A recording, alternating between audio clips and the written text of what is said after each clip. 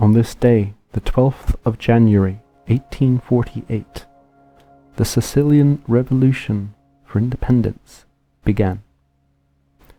1848 was a year of revolutions throughout Europe.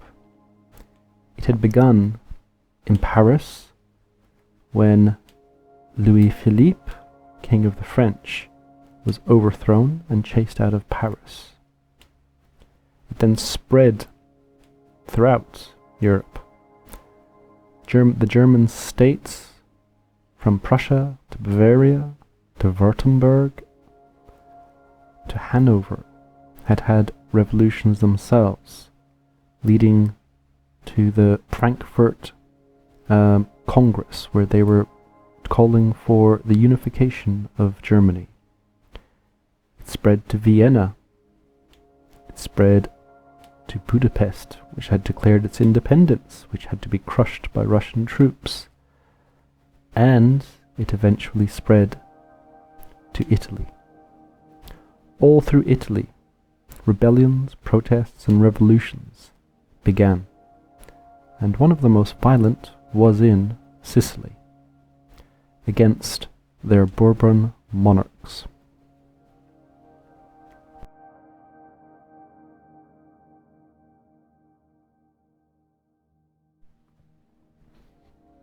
The Kingdom of the Two Sicilies. Strange name indeed, but it came from the fact that when the Spanish had originally conquered Sicily, the king who ruled both Sicily and the southern parts of Italy fled to Naples, and he remained king, and he never called himself the King of Naples, but always the King of Sicily. So there ended up being two kingdoms of Sicilies with two separate kings. Eventually they were reunited, hence the name the Kingdom of the Two Sicilies. So, during the Napoleonic Wars, the mainland Kingdom of Sicily, Naples, had been invaded and conquered by Napoleonic French forces. They were unable to conquer Sicily itself, the island, because of the Royal Navy, which prevented any French landings on the island. The Bourbon kings of Naples, or the Two Sicilies, fled to Palermo, where they remained until the end of the Napoleonic Wars, in much the same way as the Portuguese king fled to Rio. And the mainland part was handed over to Joseph Bonaparte, Napoleon's brother. So he ruled from Naples as the King of Naples, and the King of the Two Sicilies reigned over the island of Sicily, so only over one Sicily, as the Bourbon monarch.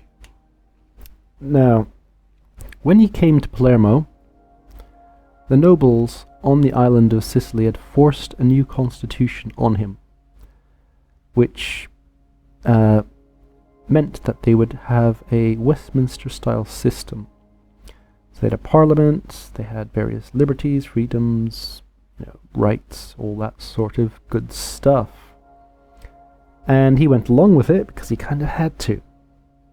And having the Royal Navy protecting him, he kind of had to be kind of seen to be doing something for the English as well.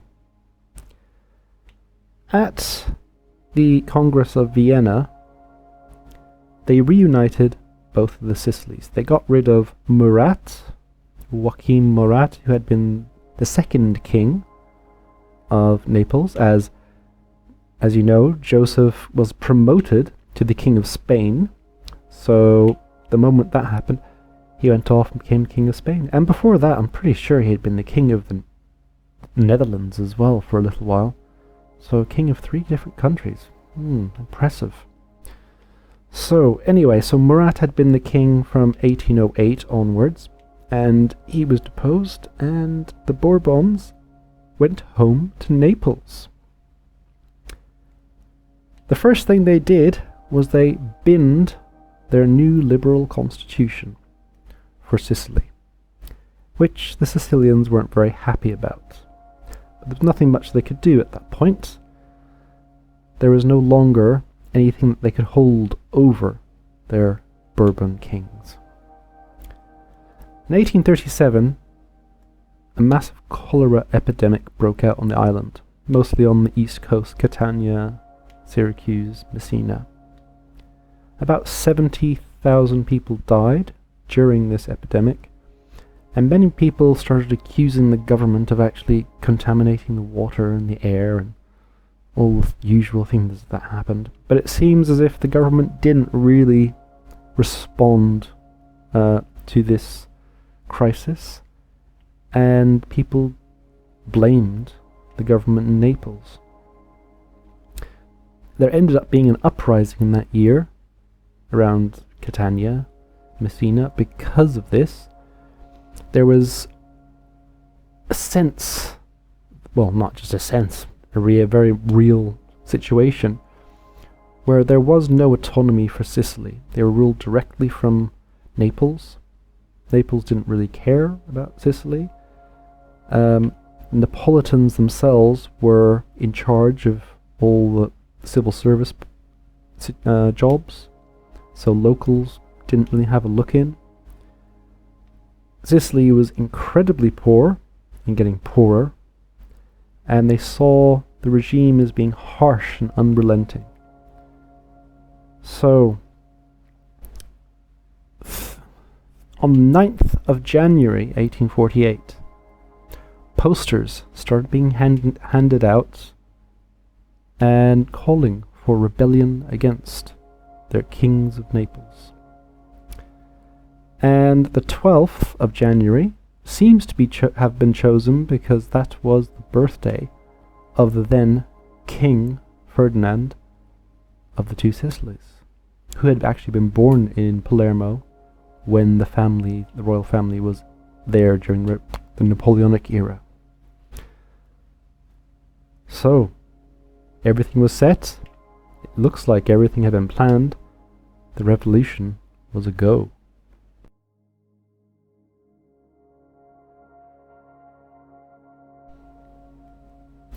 The revolution started on the 12th of January. It went very quickly at first, and one of the first things they did once they seized control of Palermo was to reintroduce the Constitution of 1812 that had been forced upon the king way back in 1812 when he was resident in Palermo.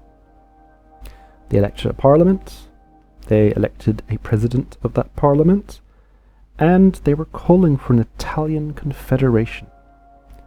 So this was what was it? About 12 years before the wars of Italian reunification, so not long before, but it did seem to harbinger the beginning of this. Maybe like a John the Baptist to the actual thing. Now, this lasted 16 months. So this state on Sicily lasted for 16 months. So that's a good while. It took the Neapolitans a while to get Sicily back. The main reason being the rebels weren't able to take the city of Messina, which is just across the strait from the mainland of Italy. And that allowed Neapolitans eventually to get enough troops over to Messina and then use that as a launch pad to reconquer the island. It did take them 16 months though. Eventually, the Bourbons and the Neapolitan army was able to retake all of Sicily. The people in charge of the rebellion, the president of the parliament and the main figures, had to flee. Some of them ended up in Malta, where they stayed until they died. But it does seem as if this revolution, and the revolutions generally, were a harbinger of what was to come. In Sardinia, the Kingdom of Sardinia, which is Savoy and Milan and that sort of area, Turin, the King of Savoy, or the King of Sardinia, had to bring in a liberal constitution as well. He survived, and he would go on to be the king of all of Italy in a few short years. But the Bourbon kings of Naples, their time was coming to a close. So they won in Sicily, but 12 more years and they'd be gone. If you like these videos, come back tomorrow for more. Subscribe, comment and like.